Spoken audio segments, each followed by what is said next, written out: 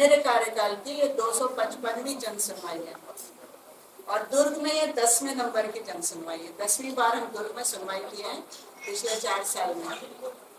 और आज 41 प्रकरण रखे गए थे। अभी तक ये काफी केसेस की सुनवाई हो गई है। जो मुद्दे आप लोगों को खास तौर से बताने का है, उसमें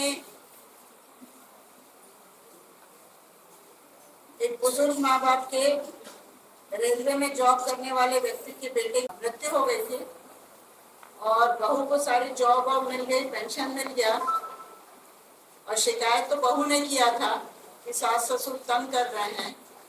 पर सुनवाई के दौरान बात उल्टी पता चली कि इकलौता बेटा था लड़का और माँ बाप के पास और कुछ 2 बेटियां अलग से थी, लेकिन उनके अपने जीवन यापन के लिए कुछ भी नहीं था। पेंशन भी बहू के पास, LIC का भी पैसा बहू के पास और वो नौकरी भी कर रही है, गवर्नमेंट स्कूल में लेक्चरर है इंग्लिश की। फिर उसे जब समझाई दिया गया तो वो 10,000 रुपये हर महीने RTGS कर अपने सास ससुर को भरण पोषण देगी। आज के लिए हमारा सबसे इम्पोर्टेंट है, क्योंकि वृद्धजनों का अधिकार संरक्षण अधिनियम है। इस कार्य की 1 साल तक निगरानी हमारी प्रोटेक्शन ऑफिसर प्रीति बाला शर्मा जी करेंगी और उनका एक एग्रीमेंट अभी वो कल परसों में जो भी डेट उनका तय होगा वो बनवा देंगी, ताकि वो एक दूसरे के खिलाफ कोई भविष्य में शिकायत ना करें और सब चीजें स्मूथ रहें। एक केस में RMA क्या थी, वो RMA ऑफिसर थे ना, RMA ऑफिसर की लेडी, उसने लैब टेक्नीशियन के अगेंस्ट में कंप्लेंट किया था। बाद में उनका आउट ऑफ कोर्ट सेटलमेंट हो गया है, उन्होंने यहाँ जानकारी दिया है और वो दोनों अपने में से किसी एक का स्थानांतरण अन्य जगह कराना चाहते हैं। तो उनको अनुमति हमने दिया कि आप लोग इसको लिखा पढ़ी अपने विभाग में कर लें, आयोग की ऑर्डर शीट को ले जा करके, ताकि आप लोगों को भविष्य में एक दूसरे के खिलाफ फिर से कार्रवाई करने की नौबत ना आए। प्राइवेट कॉलेज के खिलाफ एक लेडी ने शिकायत किया था कि उसे 65,000 रुपये लेना है। तो उनकी जो प्रभारी प्राचार्य आई थी, उन्होंने कहा कि लिख के आवेदन देगी तो हम इसके इन्वेस्टिगेशन करके फिर उसको अगली सुनवाई में फाइनल किया जाएगा। एक प्रधान पाठिका ने अपने स्कूल के लेक्चरर के खिलाफ लैंगिक शोषण का शिकायत किया था और उस स्कूल की जो महिला प्राचार्य थी उसने उनका आवेदन फाड़ दिया, ऐसी उसकी शिकायत थी आज सुबह दोनों पक्षों को।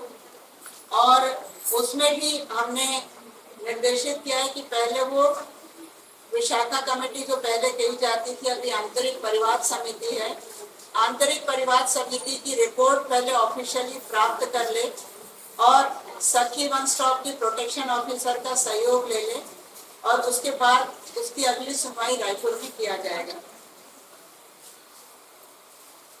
एक जो और इंटरेस्टिंग केस है, उसमें साहू समाज के लड़के लड़की ने आर्य समाज मंदिर में शादी किया। तो गांव के साहू समाज के पदाधिकारियों को बड़ी आपत्ति हुई, 3 साल उनको समाज से बहिष्कृत किया। इस बीच उनकी बच्ची हुई तो नैसर्गिक प्रेमवश माता पिता पहुंचे, उसके सास ससुर पहुंचे तो बच्ची को गोद में उठाया। उस बात को लेकर के समाज नाराज हो गया कि ये माँ बाप जब बहिष्कृत है तो उसकी बच्ची को आपने गोद में क्यों उठाया। तो उनके ऊपर भी दंड लगा दिया, 7,500 दादा दादी पर और शादीशुदा जोड़े पर 51,500 का।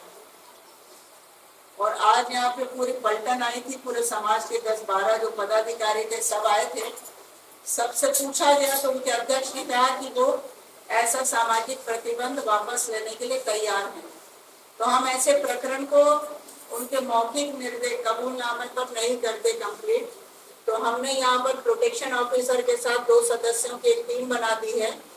ये शनिवार को 6 जुलाई को गांव चिरकोटी जाएंगे, जहां पर अनावेदकगण साहू समाज वाले अपना पूरा सभा बुलाएंगे और इन अधिकारियों के समक्ष वो घोषणा करेंगे कि सामाजिक प्रतिबंध हटा लिया गया है। क्योंकि उन्होंने कोई पैसा उनसे लिया नहीं है, इसलिए कोई बड़ी भारी बात नहीं है। परंतु सामाजिक प्रतिबंध की घोषणा यदि गांव में होती है तभी जाकर आवेदिका को न्याय मिल पाता है।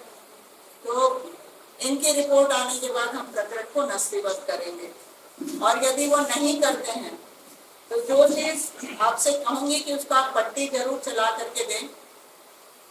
नागरिक अधिकार संरक्षण अधिनियम 1955 की धारा 7, इसके तहत पुलिस में एफआईआर दर्ज कराई जा सकती है यदि किसी के ऊपर भी सामाजिक प्रतिबंध लगाया जाता है, उसे समाज से हुक्का पानी बंद कर दिया जाता है, लोगों को मिलने पर रोक लगाई जाती है, तो उस प्रावधान के तहत एफआईआर दर्ज का प्रावधान है। यदि गांव की बैठक में वो लोग इनकार करते हैं तो तत्काल प्रभाव से आवेदिका गण जा करके एफआईआर भी दर्ज करा सकेंगे। अंडा थाना के अंतर्गत ये गांव है।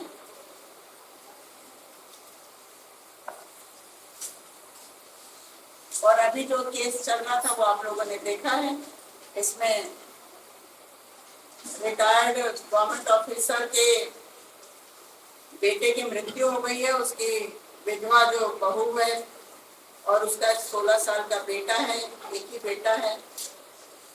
पर उनके दूसरे बेटे और 2 बेटियों, एक बेटी का पति तहसीलदार है वर्तमान में, उन सब की नीयत खराब हो गई। तो अब वो बहू को घर से निकाल चुके हैं और बहू के नाम पर जो संपत्ति दर्ज है वो मकान भी उसको देने में आनाकानी कर रहे हैं। तो आज हमने तो अंतिम निर्णय लगभग ले ही लिया था कि सबके खिलाफ जाकर के 498A के तहत रिपोर्ट दर्ज कराए बहू। पर बाद में बहू ने कहा कि उनको एक मौका देना चाहिए, यदि वो काउंसलिंग की पहल करते हैं तो 30 जुलाई के लिए यह केस फिर रायपुर ट्रांसफर किया गया है। बताएंगे, आज दुर्ग में सुनवाई में आप आए थे, कितने केस और किस प्रकार केस? दुर्ग में आज हमारी लगातार 10वीं जन सुनवाई है और पूरे छत्तीसगढ़ में हमारे जन सुनवाई का क्रम 255 है। आज हम यहाँ पर 41 मामलों को लेकर के आए थे और लगभग 31 केसेस की सुनवाई हो चुकी है। 10 मामलों की सुनवाई अभी बची है। इन सुनवाइयों में 2-3 महत्वपूर्ण मामले हैं। एक मामला था जिसमें कि पति की मृत्यु होने के बाद बहू के नाम पर संपत्ति और LIC इंश्योरेंस आया था और बहू ने अपने सास ससुर के खिलाफ ही शिकायत किया था। उस मामले में जब देखा तो पाया गया कि इकलौता बेटा था मरने वाला और माँ बाप के पास बुजुर्ग थे, उनके जीवन यापन का कोई आसरा नहीं था। फिर बहू को समझाइश दिया गया, वो नौकरी भी कर रही थी और पेंशन भी पा रही थी। 20,000 की पेंशन में से 10,000 रुपए प्रति माह देने के लिए बहू तैयार हो गई है और हमने प्रोटेक्शन ऑफिसर दुर्ग को उसमें जिम्मेदार किया है। 1 साल तक इस पूरे प्रकरण की वो निगरानी करेंगी और 10,000 रुपए वृद्ध जनों के अधिकार संरक्षण अधिनियम के तहत वृद्धों को भी सपोर्ट मिलना चाहिए और उनको उनका हक मिलना चाहिए। तो ये हमारा एक इम्पोर्टेंट मामला था। एक तीसरा मामला भी और था जिसमें कि फिर पति की मृत्यु के बाद बहू के नाम पर जब संपत्ति चढ़ी, मकान चढ़ा, तो उस मकान से सास ससुर और दोनों नंदों ने और जेठ ने बहू को घर से निकाल दिया। उसका 16-17 साल का। अभी समझाइश में भी वो लोग तैयार नहीं है क्योंकि एक नंदोई उसके तहसीलदार के पद पर पदस्थ हैं, तो उसका डर भय दिखा करके उसको संपत्ति में हिस्सा से बेदखल करना चाह रहे हैं। तो आज हमने ऑर्डर शीट किया है कि अगली सुनवाई में तहसीलदार को थाना सरायपाली TI स्वयं लेकर उपस्थित होंगे, क्योंकि यदि एक जिम्मेदार अधिकारी नोटिस मिलने के बाद नहीं आता है तो ये बहुत ही गंभीर विषय होता है। और यदि दोनों पक्ष चाहते हैं सुलहनामा तो इस मध्य वो कर सकते हैं, अन्यथा 30 जुलाई को प्रकरण रायपुर सुनवाई के लिए लिया जाए। मैम, तहसीलदार कहाँ के पदस्थ हैं? और सरायपाली में पदस्थ। क्या नाम? नाम तो अभी मैं रखी नहीं। अब समय समय पर ऐसी कृतियां दिखाई देती हैं, जैसे साहू समाज को और भी समाज से आती है इस प्रकार की, क्या संदेश देना चाहिए? देखिए, यहाँ तो उन्होंने प्रतिबंध राशि ली नहीं थी। उन लोग प्रतिबंध की राशि का नाम देते हैं सहयोग राशि, परंतु हमने रायपुर आयोग कार्यालय में और दूसरे जिलों के कार्यालय में जिन्होंने पैसा लिया था, मैक्सिमम जो अमाउंट मुझे याद है 1,86,000 हमने आवेदिका को वापस कराया था अपने आयोग के सामने ही। तो हमने जितनी जगह सामाजिक प्रतिबंध की शिकायतें महिलाओं ने हमारे पास की है, उन सब में हमने लगभग यही एक्शन लिया है। और उनको समझाइश देते हैं, तो किसी ने भी फिर विरोध नहीं किया है। और हमारे माध्यम से यदि कुछ समाज इस पर निर्णय ले लें कि ऐसे मामलों पर वो प्रतिबंध नहीं लगा सकते। एक मामला तो बड़ा इंटरेस्टिंग था जो सरगुजा क्षेत्र का था, जिसमें कि लड़के की शादी आपने समाज में क्यों नहीं की। वो कलेक्टर थी लड़की, कलेक्टर या लड़का कलेक्टर था, और दूसरे समाज से क्यों बहू लेकर के आए। तो मैंने कहा यदि पढ़ा लिखा है तो वो आपके समाज में कोई अनपढ़ होगा तो उससे तो शादी नहीं कर लेगा, वो देख करके ही करेगा। उस मामले में भी पैसा वापस किया था और सामाजिक प्रतिबंध वापस किया था। तो अजीबोगरीब तरीके से समाज में आजकल निर्णय लेने की बात हो रही है। आज से 100 साल पहले ये चीजें जायज थी और 21वीं सदी में ये चीजें जायज नहीं मानी जा सकती। क्या आप इसको एक सामाजिक कुरीति बोलेंगे मैम? निश्चित रूप से सामाजिक कुरीति ही है ये, और ये समाज के को जोड़ने के लिए ये सामाजिक व्यवस्था जरूर की जाती है। तो उसको समाज के हित में, बच्चों में मोटिवेशन के लिए, उनके एजुकेशन के लिए, उनके अपब्रिंगिंग के लिए यदि करें तो ये बिल्कुल बेहतर हो सकता है। परंतु आप उनको आज भी दकियान उसी ख्यालों में जोड़ने के लिए कि आप अपनी पसंद से शादी नहीं कर सकते हैं। हम ये नहीं कहते कि लव मैरिज करने के लिए आप बढ़ावा दीजिए, परंतु उनको समझाइश तो दे सकते हैं। आप इस तरीके से जाति बहिष्कार करके किस रीति में ले जाना चाहते हैं। जो नए कानून अभी बने हैं इस बारे में आप क्या कहना चाहेंगी?